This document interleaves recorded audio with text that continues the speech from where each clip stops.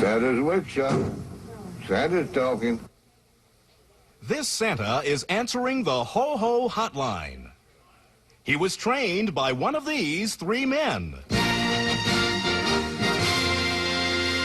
Number one, what is your name, please? My name is Jim Brennen. Number two. My name is Jim Brennen.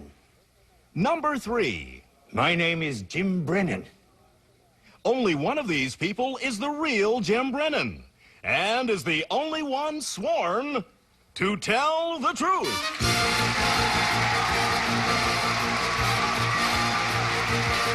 Now let's meet our panel. Actor and raconteur Orson Bean. Tony Award-winning actress Peggy Cass. Star of the upcoming film Lena's Holiday, Chris Lemon. And to tell the truth's very own Kitty Carlisle.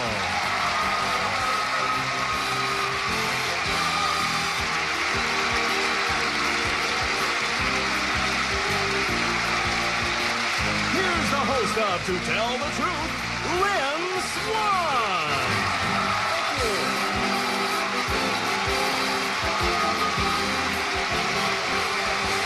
Thank you.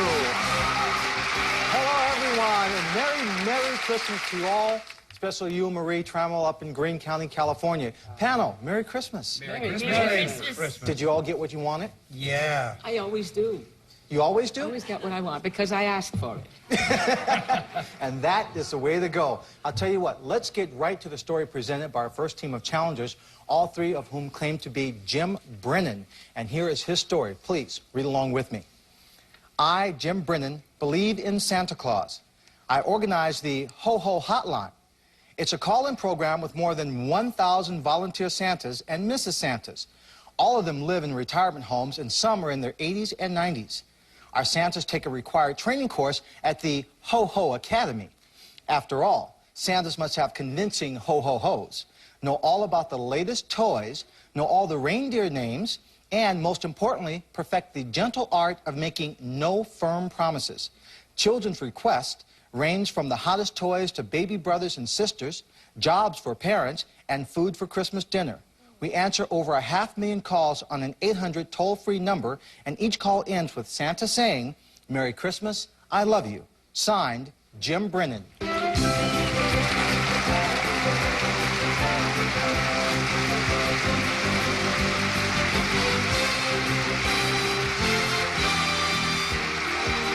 We'll find out more about the Ho-Ho Hotline.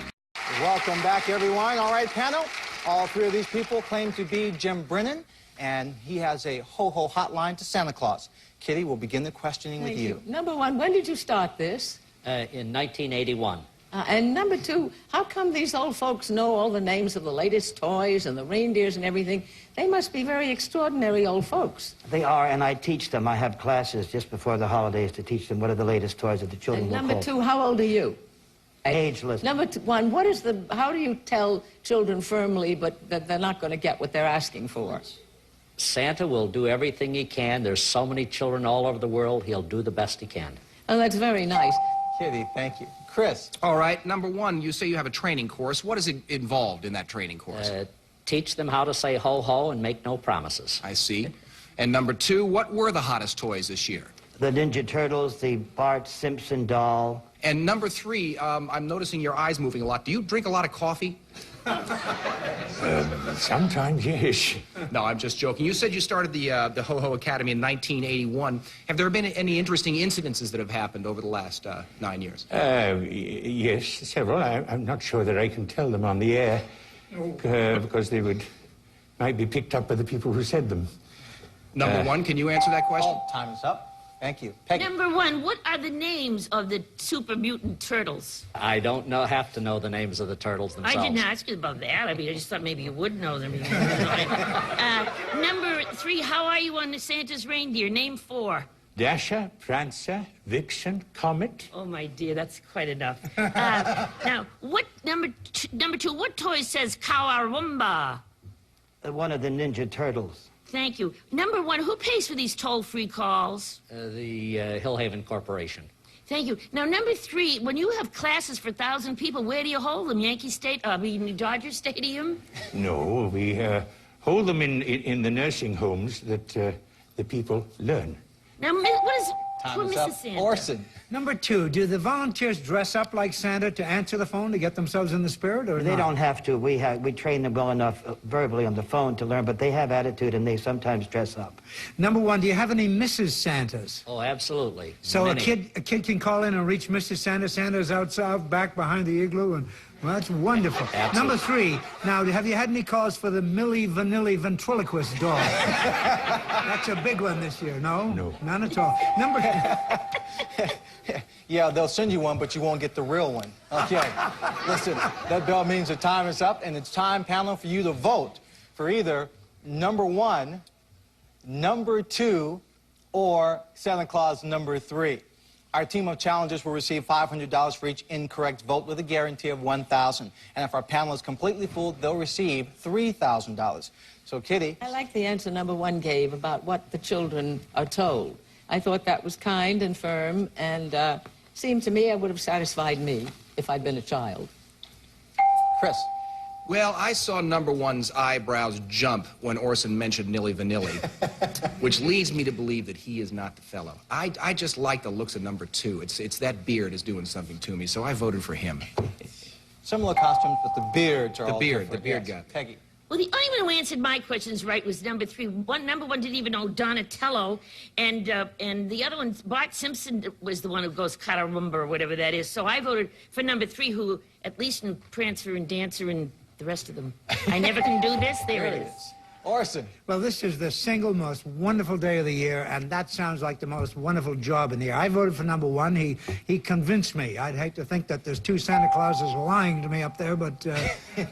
Well, with the voting all in, number 1 has 2 votes, number 2 has a vote, and number 3 also has a vote. Now it's time to find out who the real organizer of the Ho-Ho Hotline is. Will the real Jim Brennen please stand up? Here we go, number 1. Listen, Jim, I forgot to put in my own personal order with Santa Claus for a gift. Can I put one in now? Well, it's pretty late today, but for the next 2 days, there's the ho-ho thank you line, and you can call and at least thank for some of the gifts that you've gotten. Oh, terrific. Well, I'll call him and thank him. Okay. Let's find out who your imposters are. Number 2, your name and what do you do?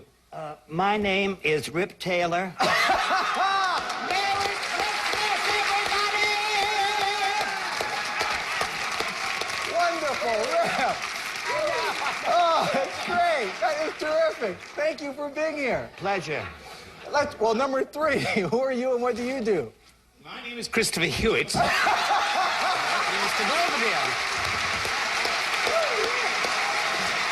Oh, this is terrific. Absolutely terrific. What a Everything delightful burst. Christmas surprise. What? That's a delightful Christmas surprise having you Yes, both here on delightful, the hot show. one, but nice. You should see the sweat that's falling from my pits. Well, He's swimming. No, you shouldn't. well, listen, you did a terrific job. There are 2 incorrect votes, which means your team will receive $1,000. Thank you all for being here on Christmas Day and playing on To Tell the Truth. We'll be back with a man who'll be having Christmas dinner with his family for the first time. His whole family. It's Christmas Day on To Tell the Truth. We're back, so let's meet our next team of challengers. Number 1, what is your name, please? My name is Dean Gilbert. Number 2. My name is Dean Gilbert. Number 3. My name is Dean Gilbert. And panel, it's up to you to locate the real Dean Gilbert, and here is his story. Please read along with me. I, Dean Gilbert, found my brother and now my sister after a 35-year separation. When I was a baby, my parents fell on hard times, and unable to support 5 children, they made the heart-wrenching decision to put me and my baby sister up for adoption. For years, I knew I was adopted and yearned to see my family. On my 35th birthday, I hired a genealogist, and after months of combing through voting and public records, I found my parents. Then, I stumbled upon the phone number of a man I believed might be my brother. When I called, he thought I was kidding, but soon realized that I was his long-lost brother. Together, we located our missing sister. I've spoken to her on the telephone, and I can't wait to see her. This Christmas, we'll set a few more places at the family table for the members who are at long last home for the holidays. Signed, Dean Gilbert.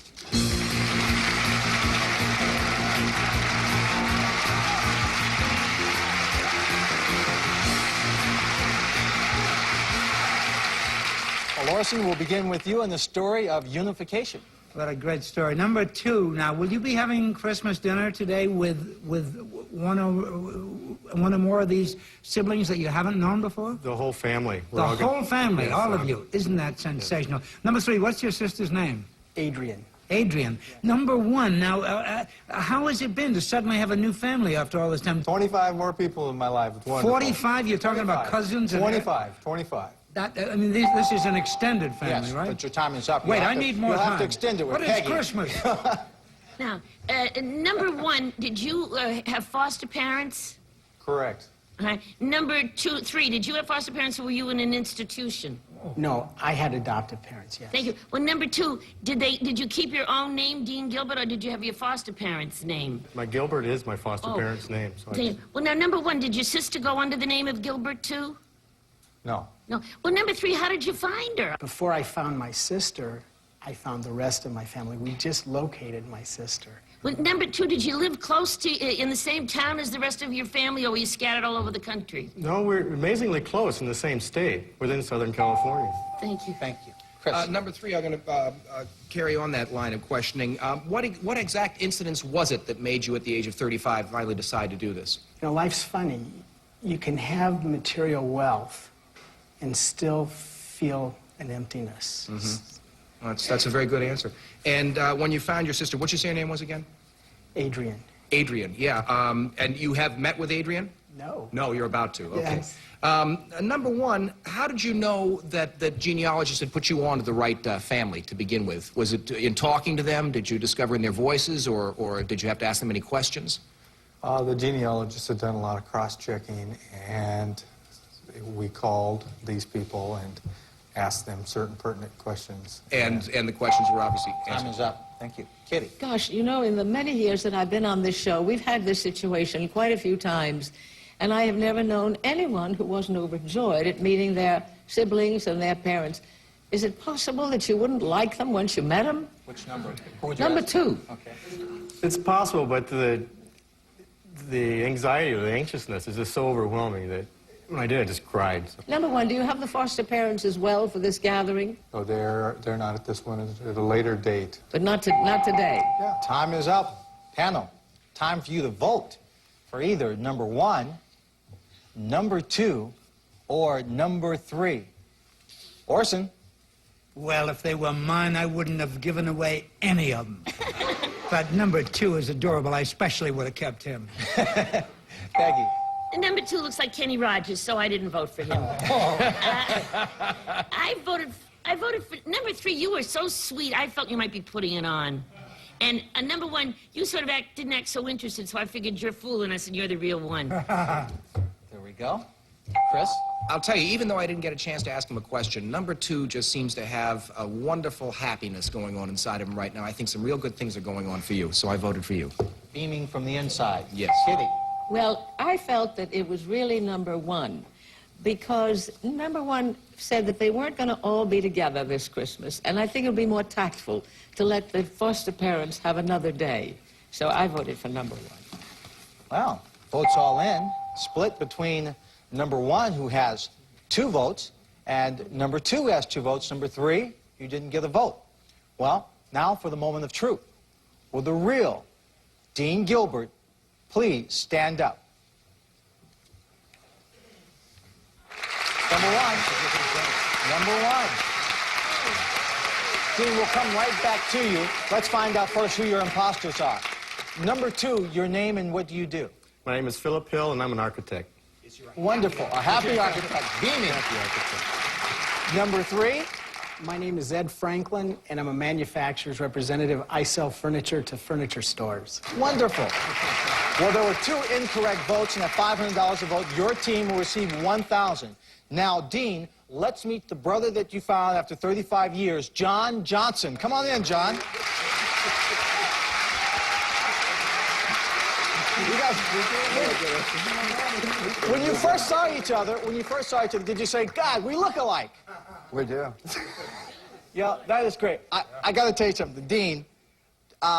You know, I couldn't wait for this moment. I've got to tell you, right now, I'm going to let you meet somebody. Her name is Jolene Swan. She's your sister. Oh, my goodness. She's standing right there.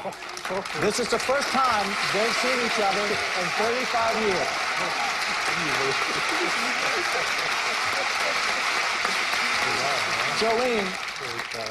Jolene, when you found out that all this was going on, what was your first thought? Well, I'd been searching, so this is great.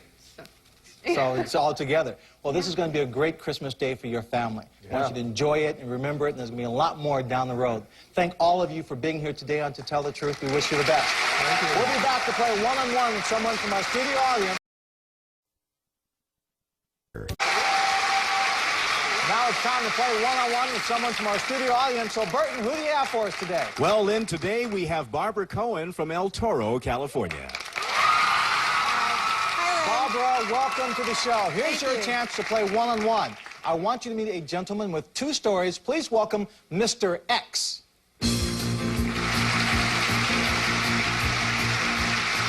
Now, Barbara, he is going to tell you 2 stories. Only one is the truth. If you spot that true story, you'll win $500. So listen very carefully. Mr. X, what is your first story? My name is Hank Ketchum.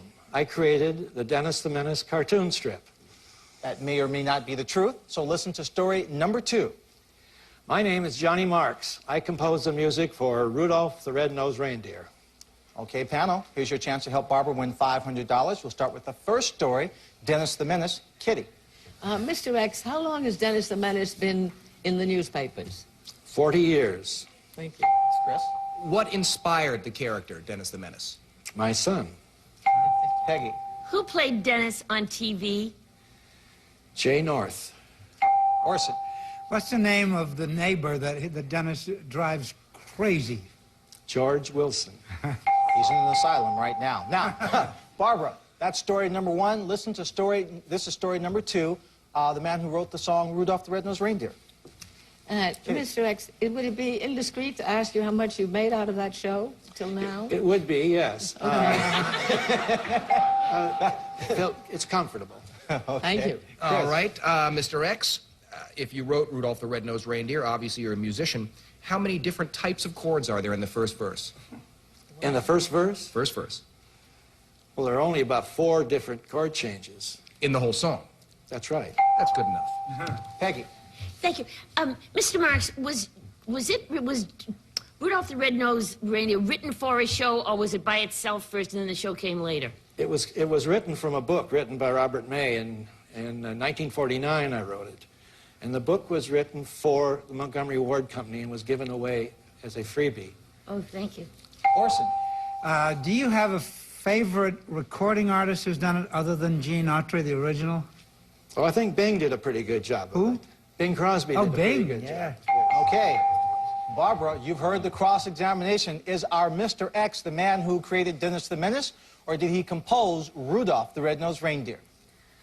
I think he's the man who created Dennis the Menace because, first of all, he looks like he has a good sense of humor, and he seemed to know more about that, too. Okay. What is your true story, Mr. X? To tell the truth, my name is Hank Ketchum, and I created Dennis the Menace. Here we go, Barbara. $500. Thank you for playing one-on-one. Now, Hank, Dennis was created in 1950, huh? 1950 was created, released in 1951 to 18 newspapers. He hasn't aged a bit. We have a picture. Can you tell us about that very first drawing of Dennis the Menace? Oh, that was, yes, it shows the Mitchell family being heisted from their what little silver they have. And Dennis's father is down there and with a drawn gun, and a proud little Dennis looks up at his dad and says, "Attaboy, Dad, squirt it right in his eye." And that's great. It still works today. And for all of you who are interested in reading the history of Dennis the Menace, you can in Hank's new book called The Merchant of Dennis. Correct. Thank you very much for being here on To Tell the Truth. Thank you, sir. We'll be right back in just a moment.